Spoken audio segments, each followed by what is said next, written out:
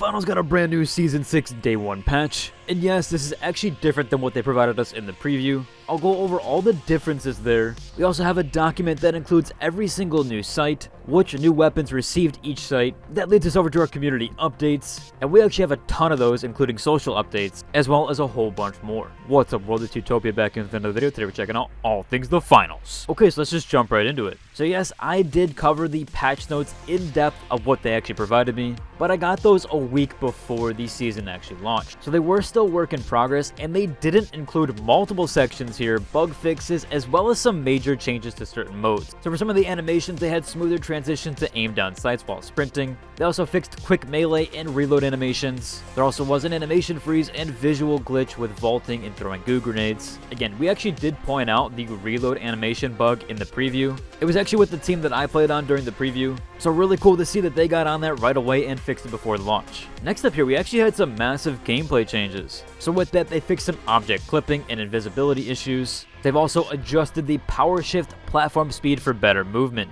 And they actually have a more detailed breakdown here. So power shift and goo interaction will no longer slow down the platform. They have a dev note going over here that goo slowing down the platform was an unintended mechanic. Many players weren't even aware of this, although in the power shift community that was pretty well known. And they said essentially that it was inadvertently hindering progress.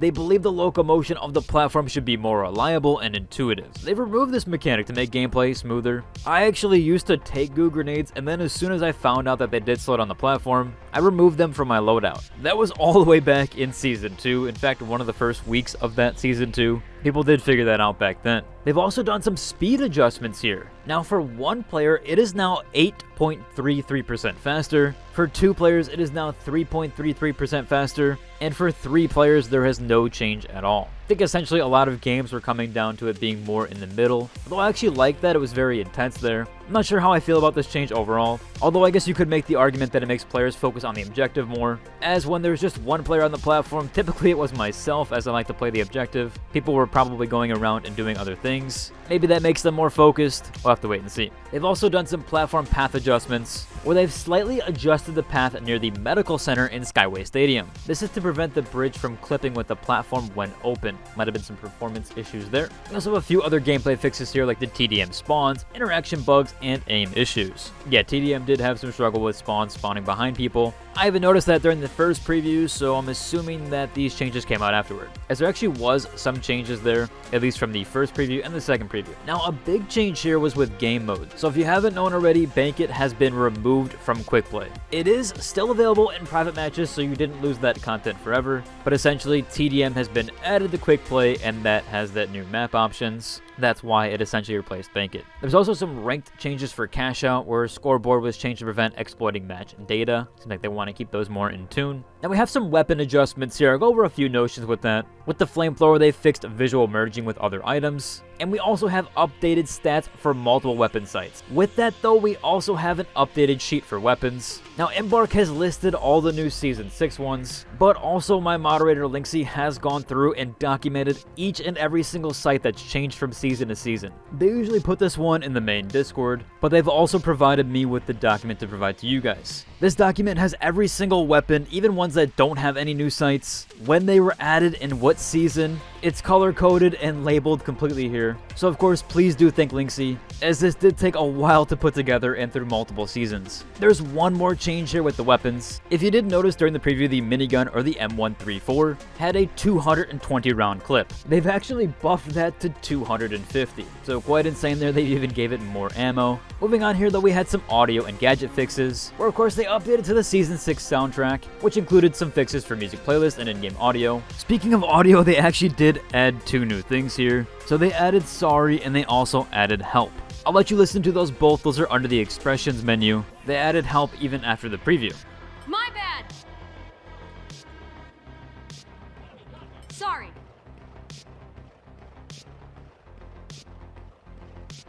Sorry about that.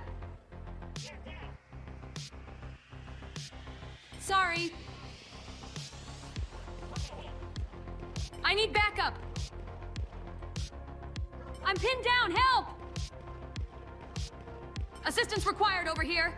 One more notable thing here actually pointed out to me in DMs. This is by the user Paul over on Discord, who actually did DM me this image and showcased to me that the Epic Game Store is listed on Embark's website right now. So normally when you log in with your Embark ID, it does have you select a platform: Steam, PlayStation, or Xbox. They have Epic Games added here. It looks like the finals might be coming to the Epic Game Store. Speaking of Embark IDs, I actually am running some giveaways over on my Discord channel. I have multi-bug codes to give away and Season 6 Battle Pass codes. Now I have been giving those out daily, and I'd probably mix those in with video releases as well. I'll do a few tonight, so if you do join into my Discord, you can head to the giveaways channel. I'll probably set one to a level 1. Really easy to get level 1, you just have to chat a little bit, and the Discord has been extremely active as of recently. Obviously keep it related to gaming, but you can pretty much discuss anything in there. There's pretty much a section for every single game that I cover, but the finals has been incredibly active as of late. So join up, chat around, I might even jump in a bit, but you can head over and enter those giveaways there.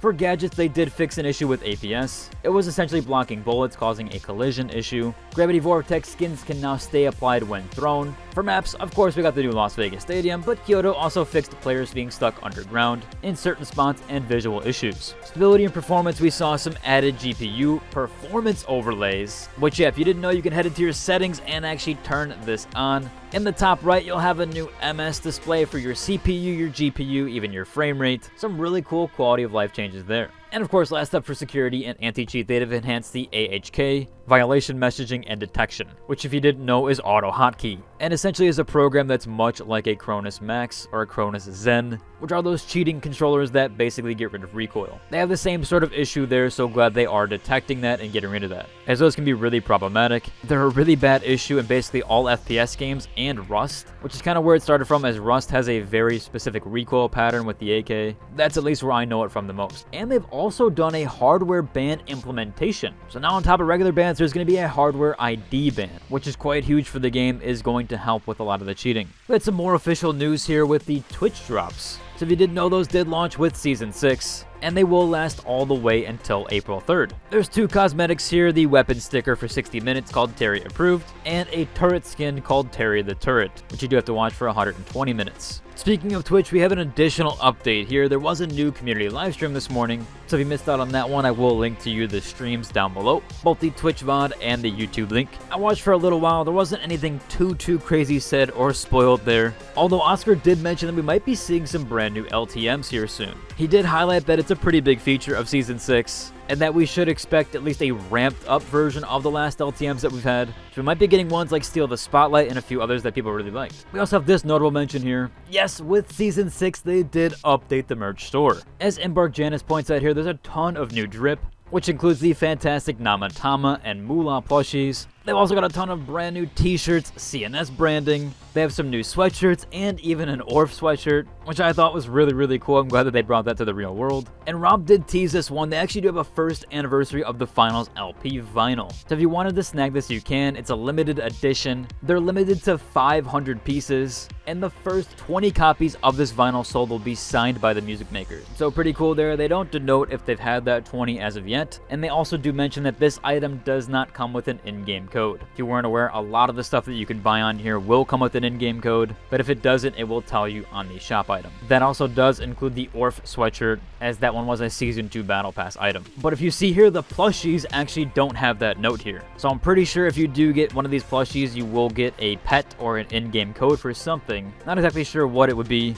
Rob did tease this on one of the Twitch streams. I actually did go ahead and purchase a Namatama plushie large. I said I would if they drop plushies, so here I am buying it. But pretty cool nonetheless. Again, I will include a link to the merch shop down below. They have sold out of some of these items fairly fast. I assume the vinyl might sell out really quick, and maybe even the plushies, although maybe they have some more production in place here, but the last merch store did sell out very quickly. Overall though, it should about cover for today's video. If you enjoyed it, like, subscribe, and until the next one. Deuces!